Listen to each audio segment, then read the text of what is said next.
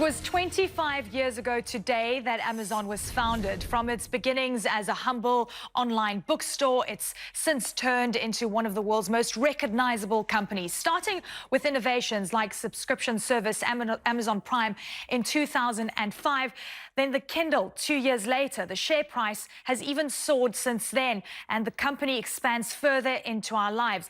The smart speaker Amazon Echo then came about in 2014. We know her as Alexa, and that was perhaps a big turning point, specifically when you see how the share price was performing. And then in 2017, Amazon spent nearly $14 billion buying Whole Foods. The company had a bit of a hiccup today. UK regulators ordered Amazon to pause its investment in food delivery startup Deliveroo, but its stock is still up. Take a look at this. 500% over the past 5 years. This is unbelievable to see. Pete Paschal is the editorial director of reviews.com, and he's also the former editor of Mashable. He's with me now. Thank you very much for joining us. Great to have you on.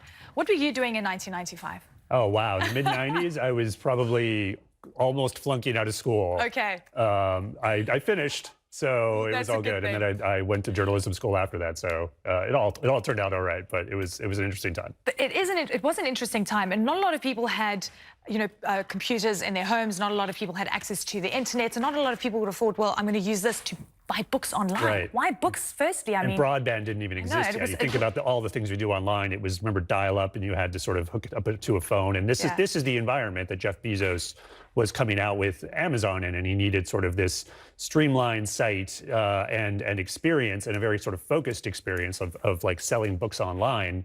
And it worked out. There's nothing special about it if you think about it, right? Oh, we're just going to have an online bookstore, and there were a million retail efforts in the early internet era, like pets.com and whatever. But he had a couple of insights that worked really well, and one of them being like the shipping costs. Like once he got the shipping down to zero, as long as you didn't care when it came and you could pay a yearly fee, that was a very remarkable. So that was obviously what got him to be a lot more competitive than people, the other players within the industry. But he was also visionary, quite ahead of his time, because he constantly innovated. What would you say the big turning point was for Amazon? Oh, I would say, if I had to pick, it was probably the development of AWS, so Amazon Web Services, which is not the sexiest thing. It's not Amazon Prime, it's not the Amazon Echo or even the Kindle, but that business, which they sort of developed as a way to support their merchant network with infrastructure. They had this vision, like we need some serious technology because we're scaling so fast. They developed this system, and it didn't even occur to them when they were developing it that this could be like web infrastructure that we could sell as a service to other companies. And now it's by far and away the market leader. It's constant hockey stick growth for this division. And in terms of influence over the internet, just as a whole, I mean, so many services run on Amazon Web Services. If you tried to live your digital life today, but without connecting to businesses that are supported by Amazon Web Services, nothing would work. You couldn't use Twitter, you couldn't use Pinterest, like pick your service. It's probably running on Amazon. We've got antitrust issues that are facing Amazon. Amazon does have a lot of different problems than what it did, say, 25 years ago. But where do you see the company in the next 25 years?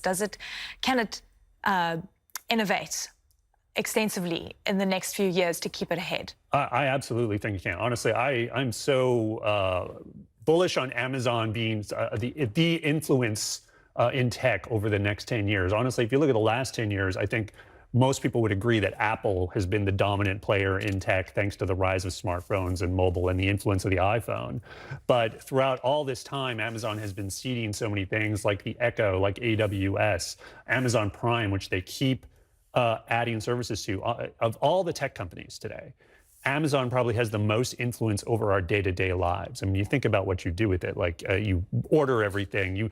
It somehow persuaded us to put microphones and cameras and screens that are all owned and operated by Amazon in our houses. The influence of this company, if they can ride out the things you mentioned, like the antitrust, because that's a very serious concern, if they can avoid a Cambridge Analytical style data scandal, I think the sky's the limit for them.